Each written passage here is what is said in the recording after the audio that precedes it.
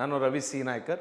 As we already know that ನಿನ್ನೆಯಿಂದ ಒಂದು ಹೊಸ ಕೋರ್ಸ್ ಸ್ಟಾರ್ಟ್ ಮಾಡಿದ್ದೀವಿ ರೀ. ಅಂದರೆ ವೆರಂಡಾ ರೈಸ್ KPSCಯಲ್ಲಿ. ಸೊ ಯಾವ ಸಬ್ಜೆಕ್ಟ್ನ ಹೇಗೆ ಓದಬೇಕು, ಒಂದು ಸಮರೈಸ್, ಯಾಕಂದ್ರೆ ಒಂದು ಅನಲೈಸಿಸ್ ಇರಬೇಕಂತೇಳಿ. ಸೊ ಹೀಗಾಗಿ ನಿನ್ನೆಯಿಂದ ಸ್ಟಾರ್ಟ್ ಮಾಡಿರೋದ್ರಿಂದ ಸೊ ಪ್ರೀವಿಯಸ್ಸಲ್ಲಿ ಅಂದರೆ ಎಸ್ಟರ್ಡೇ ನಿನ್ನೆ ಒಂದು ಕ್ಲಾಸಲ್ಲಿ ಯಾವ ಥರ ಎಕ್ಸಾಮಿನೇಷನ್ ಟ್ರೆಂಡ್ ಚೇಂಜ್ ಆಗ್ತಾಯಿದೆ, ಯಾವ ಥರ KPSC ಕೇಳ್ತಾರೆ, ಯಾವ ಥರ KE ಬೋರ್ಡ್ನಲ್ಲಿ ಕೇಳ್ತಾರೆ, ಯಾವ ಥರ KSP ಕೇಳ್ತಾರೆ ಅಂತೇಳಿ ಒಂದು ಸಮರೈಸ್ಡ್ ಒಂದು ವಿಡಿಯೋ ಕೊಟ್ಟಿದ್ದೇನೆ ರೀ.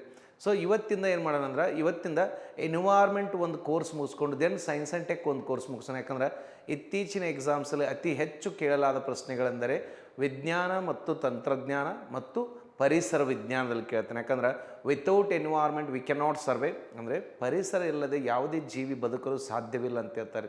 ಸೊ ಹೀಗಾಗಿ ಯಾರಾದರೂ ಪ್ರೀವಿಯಸ್ ವಿಡಿಯೋ ನೋಡಿಲ್ಲ ಅಂದ್ರೆ ಪ್ಲೀಸ್ ವಾಚ್ ಮಾಡಿಕೊಡ್ರಿ, ಪ್ಲೇಲಿಸ್ಟಲ್ಲಿ ಸಿಗ್ತೈತಿ. ಅಂದರೆ ಒಂದು ಕ್ಲಾರಿಟಿ ಬರುತ್ತೆ ರೀ. So with the same content ಇವತ್ತಿಂದ ನಾವು ಸ್ಟಾರ್ಟ್ ಮಾಡೋದು ಯಾರು, that is environment, that is EVS ಅಥವಾ ನಾವು ಕಾಮನ್ ಏನಂತೀವಿ ರೀ, ಪರಿಸರ ವಿಜ್ಞಾನ. ಪರಿಸರ ವಿಜ್ಞಾನ, that is environmental science. Some authors are always going to say that is environment and ecology ಅಂತೇಳಿ. ಕೆಲವೊಂದು ಟೈಮ್ ಪರಿಸರ ವಿಜ್ಞಾನ ಡೈರೆಕ್ಟ್ಲಿ ಅಂತಾರೆ, ಒಮ್ಮೊಮ್ಮೆ ಪರಿಸರ ಮತ್ತು ಪರಿಸರ ಅಧ್ಯಯನ ಅಂತ ಹೇಳ್ತಾರೆ. ಸೊ ಇತ್ತೀಚಿನ ಎಕ್ಸಾಮ್ಸಲ್ಲಿ you can go for minimum ಏನೇ ಇಲ್ಲ ಅಂದರೂ 10+ ಕ್ವಶನ್ಸು ಇದೇ ಟಾಪಿಕಿಂದ ಬರ್ತಾ ಇದ್ದಾರೆ. ಅಂದರೆ ಇತ್ತೀಚಿನ ಎಕ್ಸಾಮ್ಸಲ್ಲಿ ಪರಿಸರದ ಮೇಲೆ 10+ ಕ್ವಶನ್ಸ್ ಬರ್ತಾ ಇದ್ದಾರೆ. ಯಾಕೆ ಬರ್ತದಂದರೆ, ಯಾವಾಗಲೂ ಒಂದೇ ಸಬ್ಜೆಕ್ಟಿಂದ ಪ್ರಶ್ನೆಗಳು ಜಾಸ್ತಿ ಬರ್ತಾ ಇದೆ ಅಂದಾಗ ವೈ ಅಂದರೆ ಕಾರಣ ಏನೇ ಇರಬೇಕಲ್ಲ. Without reason the multiple times examiner will not repeat. ಅಂದರೆ ಯಾವುದೇ ಒಂದು ಕಾರಣವಿಲ್ಲದೆ ಪರೀಕ್ಷೆಯಲ್ಲಿ ಪದೇ ಪದೇ ರಿಪೀಟ್ ಆಗಲ್ಲಲ್ಲ. ಸೊ ಹೀಗಾಗಿ ಆ್ಯಸ್ ಅ ಆಸ್ಪಿರೆಂಟ್ ಒಬ್ಬ ಅಭ್ಯರ್ಥಿಯಾಗಿ ನಾವೇನಪ್ಪ ಅಂದ್ರೆ, ಯಾಕೆ ಇದೇ ಸಬ್ಜೆಕ್ಟಿಂದ ಅತಿ ಹೆಚ್ಚು ಪ್ರಶ್ನೆಗಳು ಕೇಳ್ತಾ ಇದ್ದಾನೆ ಅಂದರೆ ಯಾಕೆ ಕೇಳ್ತಾನೆ, ರೀಸನ್ ಕಾರಣವೇನು ಮತ್ತು ಹೌ ದೇ ಆರ್ ಆಸ್ಕಿಂಗ್, ಹೇಗೆ ಕೇಳ್ತಾ ಇದ್ದಾರೆ, ಕೇಳಿದ್ರು ಯಾವ ಥರ ಕೇಳ್ತಾ ಇದ್ದಾರೆ. ಯಾಕಂದ್ರೆ ಸರ್, ಭೂಮಿಯ ಮೇಲೆ ಒಂದು ಜೀವಿ ಸುರಕ್ಷಿತವಾಗಿರಬೇಕಾದರೆ ಅಥವಾ ಒಂದು ಒಳ್ಳೆಯ ಜೀವನವನ್ನು ಅನುಭವಿಸಬೇಕಾದರೆ ಪರಿಸರದೊಂದಿಗೆ ನಾವು ಸಮತೋಲನವಾಗಿರುವುದು ಅತಿ ಅವಶ್ಯಕ. ಅಂದರೆ we have to have a harmony with environment, then only we can survival. ಪರಿಸರ ಜೊತೆ ಒಂದು ಒಳ್ಳೆಯ ಸಂಬಂಧ ಇಲ್ಲ ಅಂತಂದ್ರೆ ಯಾವುದೇ ಜೀವಿ ಬದುಕಲ್ಲ. ಯಾಕಂದ್ರೆ ಸರ್, ಇನ್ಕ್ಲೂಡಿಂಗ್ ಹ್ಯೂಮನ್ ಬೀಯಿಂಗ್ಸ್, ಮನುಷ್ಯರು ಕೂಡ ಪರಿಸರದ ಒಂದು ಕೊಡುಗೆಯಾಗಿದೆ ಹೊರತು ನಾವು ನಮ್ಮಿಂದ ಪರಿಸರ ಕೊಡುಗೆ ಅಲ್ಲ ರೀ, ಪರಿಸರದ ಕೊಡುಗೆ ನಾವಾಗಿದ್ದೀವಿ ರೀ. ಸೊ ಹೀಗಾಗಿ ಇವತ್ತಿಂದ ನಾವು ಈ ಸಬ್ಜೆಕ್ಟ್ನ ಯಾವ ಥರ ಪ್ರಶ್ನೆ ಕೇಳ್ತಾರೆ ಅನ್ನೋದು 1 by 1 ಡಿಸ್ಕಷನ್ ಮಾಡೋಣ. ಅಂದರೆ ಸ್ಟ್ಯಾಟಿಕ್ ಕೇಳಿದರೆ ಯಾವ ಥರ ಕೇಳ್ತಾನೆ, ನೆಕ್ಸ್ಟು ಸಬ್ಜೆಕ್ಟ್ ಕೇಳಿದರೆ ಯಾವ ಥರ ಕೇಳ್ತಾನೆ ರೀ. ಮತ್ತು ಆಲ್ರೆಡಿ ನೋಡಿದ್ರೆ KE ಎಕ್ಸಾಮಿನೇಷನ್ ಅಥಾರಿಟಿದವರು 5ನೇ ಆಪ್ಷನ್ಸ್ ಅಂತ ಇಟ್ಟಿದ್ದಾರೆ. ಅಂದರೆ ಇನ್ ಕೇಸ್ ನೀವು 4 ಆಪ್ಷನ್ಸಲ್ಲಿ ಯಾವುದೇ ಚೂಸ್ ಮಾಡಲಿಲ್ಲ ಅಂದ್ರೆ 5ನೇ ಆಪ್ಷನ್ ಕನ್ಸಿಡರ್ ಮಾಡ್ಕೋಬೇಕಂತೇಳಿ. ಅದರಿಂದ ಏನಾಗತ್ತೆ ರೀ, ಕೆಲವೊಂದು ಟೈಮು ಅನ್ನೆಸೆಸರಿ ಇವು ಕರಪ್ಷನ್ ಆಗೋದು ಕೂಡ ತಪ್ತೈತೆ ರೀ. ಒಳ್ಳೆ ನಿರ್ಧಾರ KE ಬೋರ್ಡ್ದು, ಅದೇ ಥರ KSP ಮತ್ತು KPSCದವರು ಮಾಡಿದರೆ ಇನ್ನೂ ಒಳ್ಳೆಯದಾಗಿರ್ತೀರಿ. ಅದ್ರ ಬಗ್ಗೆ ಒಂದು ಸಪ್ರೇಟ್ ಸೆಷನ್ ಮಾಡಿರಿ, ಹೌ ಟು ಟ್ಯಾಕಲ್ 5 ಆಪ್ಷನ್ಸ್. ಅಂದರೆ 5 ಆಪ್ಷನ್ KE ಬೋರ್ಡ್ನವ್ರು ಕೊಡ್ತಾರೆ ಅಂದಾಗ ಅದನ್ನು ಯಾವ ಥರ ಟ್ಯಾಕಲ್ ಮಾಡಬೇಕನ್ನೋದು ಏನು ಫ್ಯೂಚರ್ ನೋಡೋಣ. ಸರ್, ಪ್ರತಿಯೊಂದು ಪ್ರಶ್ನೆಯಲ್ಲಿ 10+ ಕ್ವಶನ್ಸ್ ಕೇಳ್ತಾ ಇದ್ದಾರೆ ಎನ್ವೈರ್ಮೆಂಟಲ್ಲಿ. ಸೊ ಎನ್ವೈರ್ಮೆಂಟ್ ಓದಬೇಕಾದ್ರೆ ಫಸ್ಟ್ ಏನು ಓದಬೇಕು ಅನ್ನೋದು ದಟ್ ಈಸ್ ವೆರಿ ಇಂಪಾರ್ಟೆಂಟ್. ನೀವು ಅಬ್ಸರ್ವ್ ಮಾಡಿರಲ್ಲ ಗೊತ್ತಿಲ್ಲ ರೀ, ಬೇಸಿಕ್ಸ್ ಅಂದರೆ ಪ್ರಮುಖ ಅಂಶಗಳ ಮೇಲೆ ಕೂಡ ಕ್ವಶನ್ ಕೇಳ್ತಾನೆ ರೀ. ಪ್ರಮುಖ ಅಂಶಗಳೆಂದರೆ 2ರಿಂದ 3 ಪ್ರಶ್ನೆಗಳು ಇದೇ ಟಾಪಿಕಿಂದ ಕೇಳತ್ತಾನೆ ರೀ. ನೀವು ಅಬ್ಸರ್ವ್ ಮಾಡಿದ್ರಿಲ್ಲ ಗೊತ್ತಿಲ್ಲ ರೀ, ರೀಸೆಂಟ್ ಎಕ್ಸಾಮ್ ಬೇಕಾದ್ರೆ 2-3 ವರ್ಷ ತೆಗಿರಿ, ಪರಿಸರ ವಿಜ್ಞಾನ ಓದ್ತಿರ್ಬೇಕಾದ್ರೆ ಪ್ರಮುಖ ಅಂಶಗಳ ಮೇಲೆ ಕೇಳ್ತಾನೆ. ಸರ್, ಪ್ರಮುಖ ಅಂಶಗಳ ಮೇಲೆ ಏನೇನು ಕೇಳ್ತಾ ಇದ್ದಾನೆ ಗೊತ್ತ್ರಿ? ಪ್ರಮುಖ ಅಂಶಗಳ ಮೇಲೆ ಅಂದಾಗ ಫಸ್ಟ್ ಒಂದು ಏನು ಕೇಳತ್ತಾನವ, ಡೆಫಿನೇಷನ್ಸ್ ಕೇಳತ್ತಾನೆ. ಡೆಫಿನೇಷನ್ಸ್ ಅಂದರೆ ವ್ಯಾಖ್ಯಾನಗಳನ್ನು ಕೇಳತ್ತಾನೆ ರೀ. ವ್ಯಾಖ್ಯಾನಗಳು ಸರ್ ಏನು ಸರ್ ಅವು ಅಂದರೆ ಬೇಸಿಕ್ಸಲ್ಲಿ ನೋಡ್ಕೊಡ್ರಿ. ಹೇಗೆ ಭೂಮಿ ಮೇಲೆ ಅಜೈವಿಕ ಮತ್ತು ಜೈವಿಕ, obviously we are having a interaction, right sir? What exactly ಎನ್ವೈರ್ಮೆಂಟಲ್ಲಿ ಏನಾಗ್ತದೆ ರೀ, ನಿರ್ಜೀವಿಗಳು ಮತ್ತು ಜೀವಿಗಳ ನಡುವೆ ಒಡನಾಟ ಹೊಂದಿದೆ. ಪ್ಲಸ್ ಏನಿದೆ ರೀ, ಒಂದು ಜೀವಿ ಇನ್ನೊಂದು ಜೀವಿ ಜೊತೆನೂ ಒಡನಾಟ ಹೊಂದ್ತಾ ಇದೆ ರೀ. ಸೊ ಇದನ್ನು ಫಸ್ಟ್ ಅರ್ಥ ಮಾಡ್ಕೊಡು, what exactly happening on the earth. ಅಂದರೆ ಜೈವಿಕ ಮತ್ತು ಅಜೈವಿಕಗಳ ನಡುವೆ ಒಡನಾಟ ಹೊಂದಿದ ಜೊತೆಗೆ ಮತ್ತು ಜೀವಿಗಳು ಮತ್ತು ಇನ್ನೊಂದು ಜೀವಿಗಳ ನಡುವೆ ಒಡನಾಟ ಹೊಂದಿದೆ. ಬೆಸ್ಟ್ ಎಕ್ಸಾಂಪಲ್, ಇದೇ ಕ್ಲಾಸನ್ನು ಎಕ್ಸಾಂಪಲ್ ತೊಗೊಳ್ರಿ. ನಾನು ಒಬ್ಬ ಜೀವಿ ಅಂದರೆ ಮನುಷ್ಯ ಅನ್ನೋದು ಒಂದು ಪ್ರಭೇದದ ಜೀವಿ ರೀ. ಅಂದರೆ human is a one type of organism. ನಾನು ಮನುಷ್ಯ ಎಂಬ ಜೀವಿಯು ಒಂದು ಈ ಡಿಜಿಟಲ್ ಬೋರ್ಡ್ ಎಂಬಂದ ಅಜೈವಿಕ ಅಂದರೆ ನಾನ್ ಲಿವಿಂಗ್ ಥಿಂಗ್, ಅಂದರೆ ಒಂದು ಅಜೈವಿಕ ಜೊತೆ ನಾವು ಒಡನಾಟ ಹೊಂದಿ ಕ್ಲಾಸ್ ಮಾಡ್ತಾ ಇದ್ದೀನಿ. ಅದೇ ಟೈಪ್ ಯಾರಿಗೆ ಕ್ಲಾಸ್ ಮಾಡ್ತೇವೆ ನಾವು, ನಿಮಗೆ ಕ್ಲಾಸ್ ಮಾಡ್ತೇವೆ ಅಂದಾಗ ನೀವು ಕೂಡ ಒಂದು ಜೀವಿಯಾಗಿದ್ದು, ಅಂದರೆ ಒಂದು ಜೀವಿ ಇನ್ನೊಂದು ಜೀವಿ ಜೊತೆನೂ ಒಡನಾಟ ಹೊಂದಿದೆ ಮತ್ತು ಅಜೈವಿಕ ಜೊತೆನೂ ಒಡನಾಟ ಹೊಂದಿದೆ. ಈ ಮೂರು ಸರಿಯಾಗಿ ಸಂಬಂಧವು ಇದ್ದರೆ ಮಾತ್ರ ಒಂದು ಜೀವಿ ಒಂದು ಸುಸಂಸ್ಕೃತ ಲೈಫನ್ನು ಭೂಮಿ ಮೇಲೆ ಹೋಗ್ಬೋದ್ರಿ. ಸೊ ಹೀಗಾಗಿ ವ್ಯಾಖ್ಯಾನದಲ್ಲಿ ನೋಡ್ಕೊಡ್ರಿ, ಫಸ್ಟ್ ಬೇಸಿಕ್ಸ್ ತಿಳ್ಕೊಬೋದ್ರಿ. ಆ ಬೇಸಿಕ್ಸಲ್ಲಿ ಏನು ಕೇಳತ್ತಂತ ಗೊತ್ತ್ರಿ, ದಟ್ ಈಸ್ ಜನಸಂಖ್ಯೆ ಅಂದರೇನು, ಪಾಪ್ಯುಲೇಷನ್ ಅಂದ್ರೇನು, ಸಮುದಾಯ ಅಂದರೇನು. Already in KS 2020 V had a question on population, ಸಮುದಾಯ, ಪರಿಸರ ವ್ಯವಸ್ಥೆ ಮತ್ತು ಜೀವಗೋಳದ ಮೇಲೆ ಕ್ವಶನ್ ಕೇಳ. ಅಂದರೆ ಒಂದು ಸೈಡ್ ಏನು ಕೊಡ್ತಾನೆ ಗೊತ್ತ್ರಿ, ಸ್ವಲ್ಪ ಕ್ವಶನ್ ಟಪ್ ಮಾಡೋಂತ ಒಂದು ಕಡೆ ಲಿಸ್ಟ್ ಕೊಟ್ಟು ಒಂದು ಕಡೆ ವ್ಯಾಖ್ಯಾನ ಅಂದರೆ ಡೆಫಿನೇಷನ್ಸ್ ಕೊಟ್ಟು ಯಾವ ಜೋಡಿ ಸರಿಯಾಗಿದೆ. ಅಂದರೆ already we have a question on ಜನಸಂಖ್ಯೆ, ಸಮುದಾಯ ಮತ್ತು ಪರಿಸರ ವ್ಯವಸ್ಥೆ. ಪರಿಸರ ವ್ಯವಸ್ಥೆ in English we call as a ecosystem. ಜೀವ ಪರಿಸರ ವ್ಯವಸ್ಥೆಗೆ ನಾವು ಎಕೋಸಿಸ್ಟಮ್ ಅಂತ ಹೇಳ್ತೀವಿ. In the same manner we have question that is ecosphere. Ecosphere ಅಂದರೆ ಏನು ಗೊತ್ತಿದೆ, ದಟ್ ಈಸ್ ಜೀವಗೋಳ.